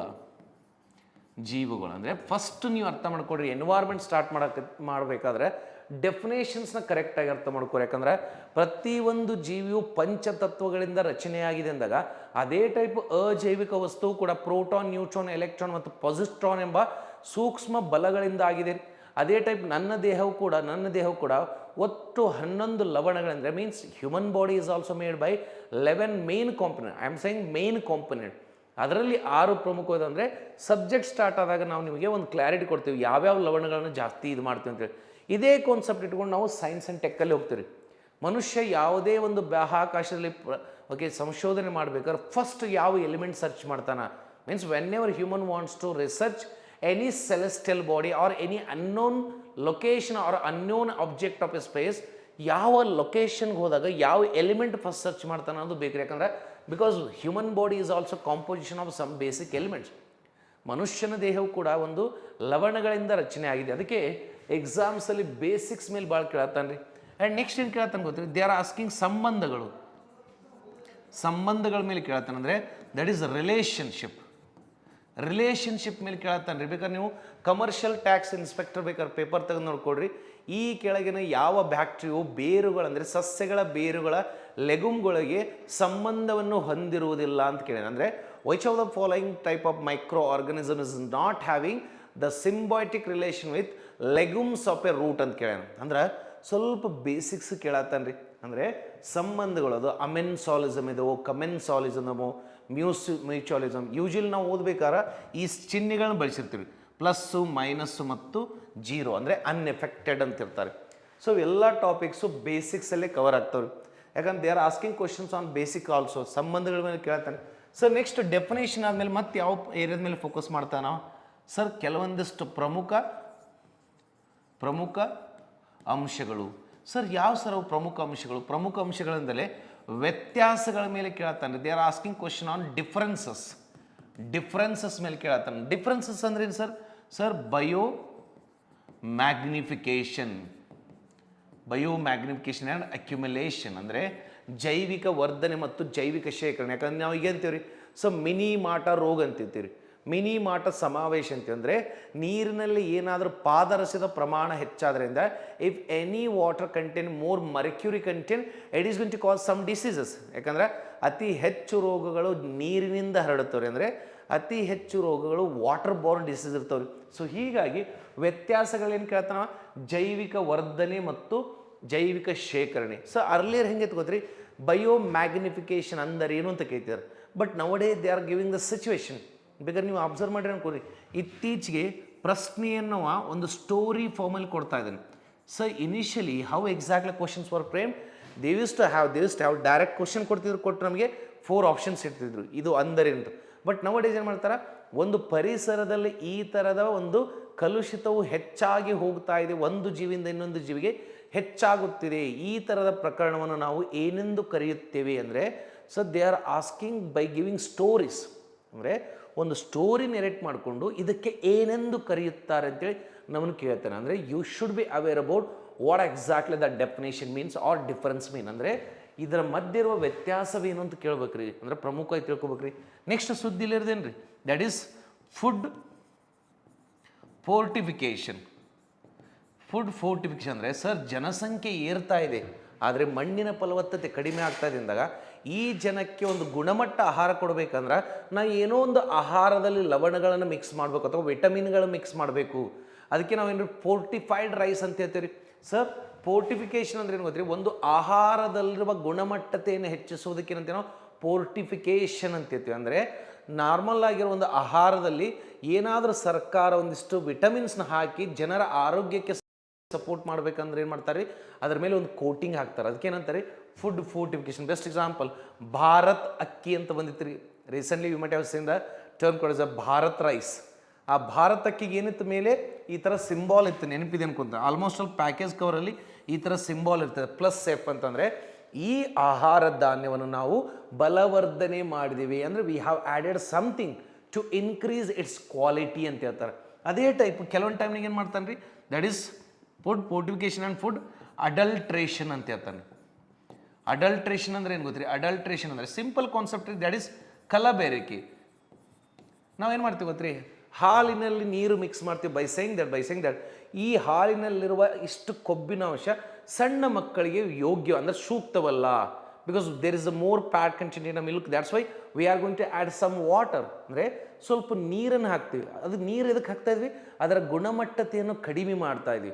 ಅಂದರೆ ಒಂದು ಆಹಾರದಲ್ಲಿ ಏನಾದರೂ ಪ್ರಮಾಣ ಅಂದರೆ ಅದರ ಕ್ವಾಲಿಟಿ ಜಾಸ್ತಿ ಇದ್ದರೆ ಅದು ನಮ್ಮ ದೇಹಕ್ಕೆ ಅತಿ ಹೆಚ್ಚಾಗುತ್ತಿದ್ದರೆ ಅದರಲ್ಲಿ ಸ್ವಲ್ಪ ಮಿಶ್ರಣ ಮಾಡ್ತಾರೆ, ಅದಕ್ಕೇನಂತ ನಾವು ಫುಡ್ ಅಡಲ್ಟ್ರೇಷನ್ ಅಂದರೆ ಆಹಾರ ಕಲಬೆರಕೆ. ಸರ್ ಇವೆರಡೂ ಲೀಗಲ್ ಟರ್ಮ್ ಇದಾವ್ರಿ ಇಂಡಿಯಾದಲ್ಲಿ. ಆದರೆ ಇದನ್ನು ಡಿಸೈಡ್ ಮಾಡೋರು ಯಾರು ಗೊತ್ತ್ರಿ, ಫಸೈದರ್ ಡಿಸೈಡ್ ಮಾಡ್ತಾರೆ. ಯಾವುದಕ್ಕೆ ಎಷ್ಟು ಪ್ರಮಾಣದ ಆಹಾರವನ್ನು ಸೇರಿಸಬೇಕು, ಎಷ್ಟು ಪ್ರಮಾಣದ ಆಹಾರವನ್ನು ತೆಗಿಬೇಕು ಅನ್ನೋದು ಯಾರು ಡಿಸೈಡ್ ಮಾಡ್ತಾರೆ, ಫಸೈದರು. ಅದಕ್ಕೆ ಬೇಕಾದ್ರೆ ನೋಡ್ರಿ ನೀವು, ಐ ಥಿಂಕ್ ಜಸ್ಟ್ ಒಂದು 8-9 ತಿಂಗಳ ಹಿಂದೆ ಕರ್ನಾಟಕ ಸರ್ಕಾರ ಈ ಸಂಸ್ಥೆಗೆ ಮನವಿ ಮಾಡಿಕೊಂಡು ಕರ್ನಾಟಕದಲ್ಲಿ ಆಹಾರದಲ್ಲಿ ಬಳಸಲಾಗುತ್ತಿರುವ ರೋಡಾಮೈನ್ ಎಂಬ ಕಲರ್ ಪೌಡರ್ನ ಬ್ಯಾನ್ ಮಾಡಿಸ್ತೀರಿ. ಯಾಕಂದ್ರೆ ಅದರಿಂದ ಕ್ಯಾನ್ಸರ್ ಪೇಷಂಟ್ ಜಾಸ್ತಿ ಆಗ್ತದೆ ಅಂತ. ಸೊ ನಥಿಂಗ್ ಬಟ್ ಏನು ಗೊತ್ತ್ರಿ, ಸೊ ಇನ್ ಡೀಟೇಲ್ ಸಬ್ಜೆಕ್ಟ್ ಓದ್ಬೇಕಾದ್ರೆ we are going to carry like this. ಯಾಕಂದ್ರೆ ಒಂದು ಎಂಟೈರ್ ಕೋರ್ಸ್ ಅಂತ ಬಂದಾಗ ಸೊ ನಾವು ಆ ಪಾಯಿಂಟ್ಸ್ ಇಟ್ಕೊಂಡು ಯಾವ ಥರ 360 ಡಿಗ್ರಿ ಆ್ಯಂಗಲಲ್ಲಿ ಇಲ್ಲಿ ನೋಡ್ರಿ ಈ ಸಂಸ್ಥೆಗೆ ಅಧಿಕಾರ ಕೊಟ್ಟಿದ್ದಾರೆ ಅಂತ. ಯಾಕಂದರೆ ಈ ಸಂಸ್ಥೆ ಏನಿದೆ ಇಲ್ಲಿ ಪ್ರಾಧಿಕಾರ ಅಂತ ಶಬ್ದವಿದೆ, ಅಂದರೆ ಅಥಾರಿಟಿ ಆಫ್ ಇಂಡಿಯಾ ಮೀನ್ಸ್ ಭಾರತದಲ್ಲಿ ಯಾವುದೇ ಒಂದು ಸಂಸ್ಥೆ ಮುಂದೆ ಪ್ರಾಧಿಕಾರ ಅಂತ ಶಬ್ದವಿದ್ದರೆ ಅದು ಸ್ವತಂತ್ರ ಸಂಸ್ಥೆ. ಯಾಕಂದರೆ they have established by parliamentary act, ಒಂದು ಕಾಯ್ದೆ ಮುಖಾಂತರ. ಅಂದರೆ ಆ ಸಂಸ್ಥೆ ಸ್ವತಂತ್ರವಾಗಿ ನಿರ್ಧಾರ ತಗೋಬೋದು. ಯಾಕಂದರೆ ಭಾರತದಲ್ಲಿ ಆಹಾರ ಗುಣಮಟ್ಟತೆಯ ಸ್ಟ್ಯಾಂಡರ್ಡ್ಸ್ನ ಡಿಸೈಡ್ ಮಾಡೋರು ಈ ಸಂಸ್ಥೆದವರು. ಅದಕ್ಕೆ ಬೇಕಾದ್ರೆ ನೋಡಿರಿ 5 ವರ್ಷದಿಂದ ಮ್ಯಾಗಿ ಪ್ಯಾಕೆಟನ್ನು ಬ್ಯಾನ್ ಮಾಡಿದರು. ಯಾಕಂದರೆ ಈ ಸಂಸ್ಥೆ ಹೇಳಿದ ಸ್ಟ್ಯಾಂಡರ್ಡ್ಸ್ ಅವರು ಹಾಕಿದ್ದಿಲ್ಲ. ಅತಿ ಹೆಚ್ಚು ಯುವಕರು ಮ್ಯಾಗಿ ತಿಂತಾ ಇರಬೇಕಾದ್ರೆ ಅದರಿಂದ ಅವರಿಗೆ ಪೋಷಕಾಂಶಗಳು ಸೇರ್ತಾ ಇಲ್ಲ ಅಂದಾಗ ದೆನ್ ಫಸೈಸ್ ಆರ್ ದ್ಯಾಟ್ ನೋಡಪ್ಪ ನಿಮ್ಮ ಆಹಾರವನ್ನು ಜಾಸ್ತಿ ಸೇಲ್ ಆಗ್ತಾ ಇದೆ, ನೀವು ಸ್ವಲ್ಪ ಈ ವಿಟಮಿನ್ಗಳನ್ನ ಸೇರಿಸ್ರಿ ಅಂದರೆ ಬಲವರ್ಧನೆ ಮಾಡಿದ್ವಿ. ಅವಾಗ ಮ್ಯಾಗಿ ಕಂಪ್ನಿದವರು ಅವ್ರ ಮನವಿ ಕೇಳಿಲ್ಲ, ಅದಕ್ಕೆ ಫಸೈದರ್ ಏನು ಮಾಡು ಕ್ಯಾನ್ಸಲ್ ಮಾಡಿ ಹೋಗಿದ್ರು, ಲೈಸೆನ್ಸ್ನ ಕಿತ್ಕೊಂಡ್ಬಿಟ್ರು. ಮತ್ತು ವಾಪಸ್ ನೀವು ಹೇಳ್ದಂಗೆ ಕೇಳ್ತೀವಿ ಅನ್ನತ್ಲಿ ವಾಪಸ್ ಬಂದರೆ. ಅಂದರೆ ಎಲ್ಲಾದರೂ ಅಥಾರಿಟಿ ಆಫ್ ಇಂಡಿಯಾ ಇದ್ದಾಗ ಅಂದ್ರೆ ನಥಿಂಗ್ ಬಟ್ ಏನ್ರಿ, ನಾವು ಎಲ್ಲಿ ಎನ್ವೈರ್ಮೆಂಟ್ ಮಾತಾಡ್ಬೇಕಾದ್ರೆ ಏನು ಮಾತಾಡ್ತೀವಿ ನಾವು, ಕಾನ್ಸ್ಟಿಟ್ಯೂಷನ್ನು ಮಾತಾಡ್ತೀವಿ ರೀ. ಅಂದರೆ ನಾವು ರೆಗ್ಯುಲರ್ ಕೋರ್ಸ್ ಮಾಡಬೇಕಾದ್ರೆ ಓಕೆ ಪರಿಸರ ಜೊತೆಗೆ ಸಂವಿಧಾನವೂ ಹೇಳಬೇಕು. ಯಾಕಂದ್ರೆ ಪ್ರಪಂಚದ ಅತಿ ದೊಡ್ಡ ಪ್ರಜಾಪ್ರಭುತ್ವ ದೇಶ ಮತ್ತು ಪ್ರತಿಯೊಬ್ಬ ಭಾರತೀಯನಿಗೆ 21ನೇ ವಿಧಿ ಅಡಿಯಲ್ಲಿ right to have a healthy food is a fundamental right ಇದೆ. ಅಂದರೆ ಒಂದು ಗುಣಮಟ್ಟ ಆಹಾರವನ್ನು ಸೇವಿಸುವುದು ಒಬ್ಬ ಭಾರತೀಯ ನಾಗರಿಕನ ಜೀವಿಸುವ ಹಕ್ಕಿದೆ ರೀ 21ನೇ ವಿಧಿಯಲ್ಲಿ. ಹೀಗಾಗಿ ಈ ಸಂಸ್ಥೆ ನಿರ್ಧಾರ ಮಾಡ್ತದೆ. ಅಂದರೆ ಬೇಸಿಕ್ಸ್ ಓದಬೇಕಾದ್ರೆ ನೀವು ಈ ಸಂಬಂಧಗಳನ್ನ ಓದಬೇಕು, ವ್ಯತ್ಯಾಸಗಳನ್ನ ಓದಬೇಕು. ಅದರಲ್ಲಿ ಜೈವಿಕ ವರ್ಧನೆ ಜೈವಿಕ ವರ್ಧನೆ ಮತ್ತು ಜೈವಿಕ ಶೇಖರಣೆ, that is bio magnification and accumulation and food fortification and adulteration. Next ಇನ್ನೊಂದಿಷ್ಟು ಡಿಫ್ರೆನ್ಸ್ ಯಾವುದಪ್ಪ ಅಂತಾಗ that is commonly we know that ಯಾವುದೇ ಒಂದು ಆಹಾರ ಮತ್ತೆ ಒಂದು ಆಹಾರ ಸರಪಳಿಯಲ್ಲಿ ಬರಬೇಕಾದ್ರೆ ಫಸ್ಟ್ ನಮಗೇನು ಬೇಕು ರೀ, ದಟ್ ಈಸ್ ಡೆಟ್ರಿಟಿವೋರ್ಸ್ ಆ್ಯಂಡ್ ಡಿಕಂಪೋಸರ್ಸ್ ಅಂತ ಹೇಳ್ತಾರೆ. ಇದು ಎಕ್ಸಾಮಲ್ಲಿ ಪದೇ ಕೇಳ್ತಾ ಇದ್ದೇನೆ ರೀ. ಡಿಕಂಪೋಸರ್ ಅಂದರೆ ನಾವೇನಂತ ಹೇಳಿದ್ದು ಕನ್ನಡದಲ್ಲಿ ಕೊಳೆ ತಿನಿಗಳು ಮತ್ತು ವಿಭಜಕಗಳು. ವಿಭಜಕಗಳು. So these two you have to understand because already 2024 KS prelims exam ತೆಗೆದು ನೋಡ್ಕೊಡ್ರಿ, ನಮ್ಮಲ್ಲಿ ಎರೆಹುಳುಗಳ ವಿಧಗಳು ಕೇಳೋಣ. ಅಲ್ಲಿ ಕ್ಲಿಯರ್ಲಿ ಮೆನ್ಷನ್ ಮಾಡಿರಿ ಏನಂತಂದ್ರೆ ಒಣಗಿದ ಎಲೆಯನ್ನು ತಿಂದು ಮಣ್ಣಿನ ಫಲವತ್ತತೆಯನ್ನು ಹೆಚ್ಚಿಸುವ ಈ ಕೆಳಗಿನ ಯಾವ ಎರೆಹುಳು ಅಂತ ಕೇಳೋಣ. ಅಂದರೆ sir they are asking question on these topics. ನಮ್ಗೆ ಫಸ್ಟ್ ಕ್ಲಾರಿಟಿ ಇರ್ಬೇಕ್ರಿ. ಕೊಳೆ ತಿನಿಗಳಂದ್ರೇನು ಮತ್ತು ವಿಭಜಕಗಳಂದ್ರೆ ಕೊಳೆ ತಿನಿಗಳಂತಂದ್ರೆ ಏನು ಗೊತ್ತ್ರಿ? ಡೆಟ್ರಿಟಿವರ್ಸ್ ಅಂದರೆ ಒಂದು ಜೀವಿಯ ಉಳಿದ ದೇಹದ ಭಾಗವನ್ನು ತಿಂದು ಕರಗಿಸ್ತಾವ್ರಿ. ಯಾವುದೋ ಒಂದು ಜೀವಿ ಮರಣ ಹೊಂದಿದಾಗ ಪರಿಸರದಲ್ಲಿದ್ದಾಗ ಅದು ಚಲನೆ ಇಲ್ಲ ಅಂತ ತಿಳ್ಕೊಡ್ರಿ, ಸಣ್ಣ ಸಣ್ಣ ಸಣ್ಣ ಸಣ್ಣ ಜೀವಿಗಳು ಆ ದೇಹದ ಮೇಲೆ ಬೆಳಿಲಿಕ್ಕೆ ಸ್ಟಾರ್ಟ್ ಆಗ್ತಾವ್ರಿ. ಅಂದರೆ ಆ ದೇಹವನ್ನು ತಿಂದು ಬೆಳಿತೀವಿ ಅಂತ ಹೇಳ್ತಾರೆ. ಅದಕ್ಕೆ ಡೆಟ್ರಿಟಿವರ್ಸ್ ಅಂದ್ರೆ ಏನ್ರಿ? ಒಂದು ಜೀವಿಯ ಉಳಿದ ದೇಹ ಭಾಗವನ್ನು ತಿಂದು, ಅಂದರೆ these are going to feed, these are going to eat the remains of a living organ. ಅದೇ ವಿಭಜಕಗಳಂದ್ರೆ ಏನ್ರಿ? ಇದು ಸಾವಯವ ಪದಾರ್ಥಗಳನ್ನ ತಿಂದು ಬಳಸ್ತು. ಅಂದರೆ ಸಾವಯವ ಪದಾರ್ಥ ಅಂದ್ರೇನು? ಅಂದರೆ ಯಾವ ಜೀವಿ ಒಂದು ಆಹಾರವನ್ನು ತಿಂದು ಕರಗಿಸುತ್ತದಲ್ಲ ಆ ಆಹಾರಕ್ಕೆ ಸಾವಯವ ಅಂತ ಹೇಳ್ತೇವೆ ನಾವು. ಯಾವುದೇ ಒಂದು ಊಟ ಅಂತಂದ್ರೆ ಆಹಾರವನ್ನು ಸ್ವಲ್ಪ ದಿನಗಳ ಮಟ್ಟಿಗೆ ಏನಾದರೂ ಗಾಳಿ ಆಡದ ಪ್ಲೇಸಲ್ಲಿ ಇಟ್ಟರೆ ಅದರ ಮೇಲೆ ಬ್ಯಾಕ್ಟೀರಿಯಾ ಫಂಗಸ್ ಬೆಳೀಲಿಕ್ಕೆ ಸ್ಟಾರ್ಟ್ ಆಗತ್ತೆ ರೀ. ಬುಳುಸಿಡಿದ ಅಂತೀವಿ ನಾವು, ಕಾಮನ್ಲಿ ಕಾಲೇಜ ಬುಳುಸಿಡಿದಂದ್ರೆ ನಥಿಂಗ್ ಬಟ್ ಏನು ಗೊತ್ತ್ರಿ? ಫಂಗಸ್ ಫಾರ್ಮ್ ಆಗತ್ತೆ ರೀ. ಇಲ್ಲಿ ಫಂಗಸ್ಸು, ಬ್ಯಾಕ್ಟೀರಿಯಾ, ವೈರಸ್ಸು, ಓಕೆ, ಇವೇನು ಗೊತ್ತ್ರಿ? ಸೂಕ್ಷ್ಮ ಜೀವಿಗಳು. ಇವು ಏನು ಮಾಡತ್ತವಲ್ಲೇ ಸರ್? ಆಹಾರ ಪದಾರ್ಥ. ಅಂದರೆ ಆ ಆಹಾರ ಪದಾರ್ಥ ನಾವು ತಿಂದು ಕರಗಿಸ್ತಿದ್ವಲ್ಲ ನಾವು ಜೀವಿ, ಅದಕ್ಕೆ ಡಿಕಂಪೋಸರ್ಸ್ ಅಂದ್ರೆ ಬೇರೆ, ಡೆಟ್ರಿಟಿವೋರ್ಸ್ ಅಂದ್ರೆ ಬೇರೆ. ಅಂದರೆ ಕ್ವಶನ್ನು ಇಲ್ಲಿನೂ ಕೇಳಿದಾನ್ರಿ, ಇಲ್ಲಿನೂ ಕೇಳಿದಾನೆ. ನೆಕ್ಸ್ಟ್ ಏನು ಕೇಳಿದಾನೆ ಸರ್? ದಟ್ ಈಸ್ ಆಹಾರ ಸರಪಳಿ. ಆಹಾರ ಸರಪಳಿ ಮತ್ತು ಜಾಲತಾಣ. ನಮಗೆ ಒಂದು ಸ್ಟೇಟ್ಮೆಂಟ್ ಕೊಟ್ಟು ಕಂಡುಹಿಡಲಿಕ್ಕೆ ಹೇಳ್ತಾನೆ. ಅಂದರೆ that is food chain and food web. Food chain and food web ಅಂತ ಹೇಳ್ತಾರೆ. ಅಂದರೆ ಆಹಾರ ಸರಪಳಿ ಮತ್ತು ಜಾಲತಾಣ. ಅಂದರೆ ಈ ಟಾಪಿಕ್ ಮೇಲೆ ಒಂದು ಉದಾಹರಣೆ ಕೊಟ್ಟು ಕೇಳ್ತಾನೆ. So nothing but as a environment subject ಓದಬೇಕಾದ್ರೆ ಬೇಸಿಕ್ ಮೇಲೆ 2 ರಿಂದ 3 ಪ್ರಶ್ನೆ ಬರತ್ತಂದ್ರೆ these are the areas. Sir ಮತ್ತೇನಪ್ಪ ಅಂದ್ರೆ that is next one difference ಆದಮೇಲೆ ಮತ್ತೇನು ಓದ್ಕೋತೀರಿ ನೀವು? Third one that is fundamental concepts ಅಂತ ಇರ್ತಾವ್ರಿ. ಬೇಸಿಕ್ ಕಾನ್ಸೆಪ್ಟ್ಸ್ ಅಂದರೆ ಮೂರನೇದೇನು ಗೊತ್ತ್ರಿ? That is concepts. ಕಾನ್ಸೆಪ್ಟ್ಸ್ ಅಂತ ಬಂದಾಗ ಸರ್ ಭೂಮಿಯ ಮೇಲೆ ಹೇಗೆ ಒಂದು ಜೀವಿ ಪ್ರಾರಂಭ ಆಯ್ತು, ಹೇಗೆ ಒಂದು ಜೀವಿಯನ್ನು ಇನ್ನೊಂದು ಜೀವಿ ಬದಲಾವಣೆ ಮಾಡಿಕೊಳ್ತಾ ಹೋತಂದರೆ sir how exactly life started on the surface of the earth and how exactly the life started replacing another life. Best example ನೋಡಿರಿ. ಈಗ ಫಸ್ಟಿಗೆ ನೋಡ್ಕೊಡಿ, ನಾವು ಮೊದಲಿದ್ದಾಗೆಲ್ಲ ಆಫ್ಲೈನ್ ಕ್ಲಾಸ್ ಮಾಡ್ತಿದ್ವಿ. ಬರ್ತಾ ತಂತ್ರಜ್ಞಾನ ಬೆಳೆದಂಗೆ ಅದೇ ಕ್ಲಾಸ್ ರೂಮಲ್ಲಿ ನಾವು ಒಂದು ಬೋರ್ಡ್ ಬದಲಿ ಡಿಜಿಟಲ್ ಬೋರ್ಡ್ ಇಡಾಕ್ತೀವಿ. ಅಂದರೆ ಈ ಒಂದು ಇನ್ಫ್ರಾಸ್ಟ್ರಕ್ಚರ್ನ ಫಸ್ಟಿಗೆ ಚಾಕ್ ಪೀಸ್ ಯೂಸ್ ಮಾಡ್ತಿದ್ವಿ ನಾವು. ಬರ್ತಾ ಮಾರ್ಕರ್ ಯೂಸ್ ಮಾಡಕತ್ತೀರಿ. ಬರ್ತಾ ಡಿಜಿಟಲ್ ಬೋರ್ಡ್ ಯೂಸ್ ಮಾಡತ್ತೀವಿ. ನಥಿಂಗ್ ಬಟ್ ಏನು ಗೊತ್ತ್ರಿ? ಒಂದು ನಿರ್ದಿಷ್ಟ ಪ್ರದೇಶವನ್ನು ಬೇರೆ ಬೇರೆ ಜೀವಿಗಳು ಬದಲಾಯಿಸ್ತು. ಅಂದರೆ ಕಾನ್ಸೆಪ್ಟಲ್ಲಿ ಫಸ್ಟ್ ತಿಳ್ಕೊಬೇಕಾಯ್ದೇನು ಗೊತ್ತ್ರಿ? ನಾವು ಉತ್ತರಾಧಿಕಾರಿ ಅಂದರೆ nothing but succession. Sir environment ಓದಬೇಕಾದ್ರೆ ಫಸ್ಟ್ ಚಾಪ್ಟರ್ಲಿ ಇವೆಲ್ಲ ಬೇಸಿಕ್ ತಿಳ್ಕೊಬೇಕು. ಯಾಕಂದ್ರೆ commercial tax inspector conducted by KPSC. Commercial tax inspector ಎಕ್ಸಾಮ್ನ KPSC ಕಂಡಕ್ಟ್ ಮಾಡಿದ್ರಿ. ಎಷ್ಟು ಸಿಂಪಲ್ ಕೇಳಿದ್ರಿ? ಒಂದು ಪ್ರಭೇದದ ಸಸ್ಯವರ್ಗವನ್ನು ಇನ್ನೊಂದು ಪ್ರಭೇದದ ಸಸ್ಯ ಬದಲಾಯಿಸಿದರೆ ಇದಕ್ಕೆ ಏನೆಂದು ಕರೆಯುತ್ತಾರೆ ಅಂತ ಕೇಳಿದಾನೆ. ಅಂದರೆ one type of plants are replaced by another type of plants are called as. ಅಂದರೆ ಅಲ್ಲಿ ಆನ್ಸರ್ ಸಿಂಪಲ್ ಇತ್ರಿ. ಏನು? Plant succession. ಸಕ್ಸೆಷನ್ ಅಂದ್ರೆ ಏನ್ರಿ? ಉತ್ತರಾಧಿಕಾರಿ. ಒಂದು ಜೀವಿಯ ಸ್ಥಾನವನ್ನು ಇನ್ನೊಂದು ಜೀವಿಯ ತಗೊಳ್ಳೋದಕ್ಕೆ ಏನಂತಾರೆ? ಸಕ್ಸೆಷನ್. ಈಗ ನೋಡಿ, ನನ್ನ ತಂದೆ ತಾಯಿ ಅಂದರೆ ನನ್ನ ತಂದೆ ತಾಯಿ ನಾವು ಮನೆಯಲ್ಲಿದ್ದಾಗ, ನಾವು ಚಿಕ್ಕವರಿದ್ದಾಗ ನನ್ನ ತಂದೆ ಅಥವಾ ತಾಯಿ ಮನೆಯ ಆಡಳಿತವನ್ನು ನಡೆಸ್ತಿದ್ರು.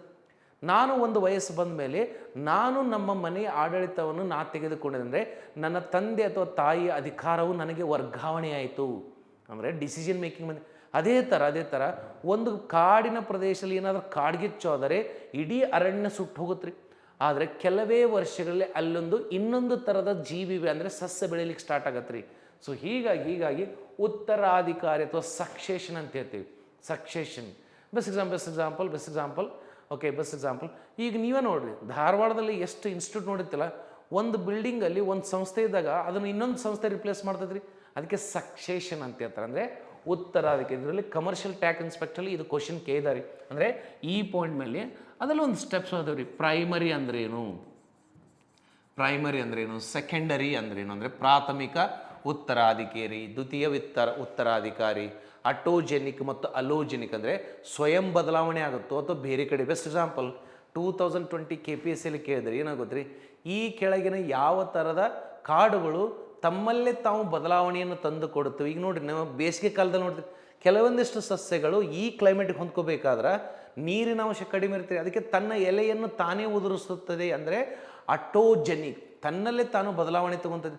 ಆದರೆ ಕೆಲವೊಂದು ಟೈಮ್ ಕೆಲವೊಂದಿಷ್ಟು ಸಸ್ಯಗಳನ್ನ ಆಗಿನ ಪರಿಸರ ಏನು ಮಾಡ್ತದೆ ಗೊತ್ತ್ರಿ, ಆ ಸಸ್ಯವನ್ನು ಬದಲಾವಣೆ ತರ್ತಿದೆ. ಅದಕ್ಕೆ ಅಂತಾರೆ ಅಲೋಜೆನಿಕ್.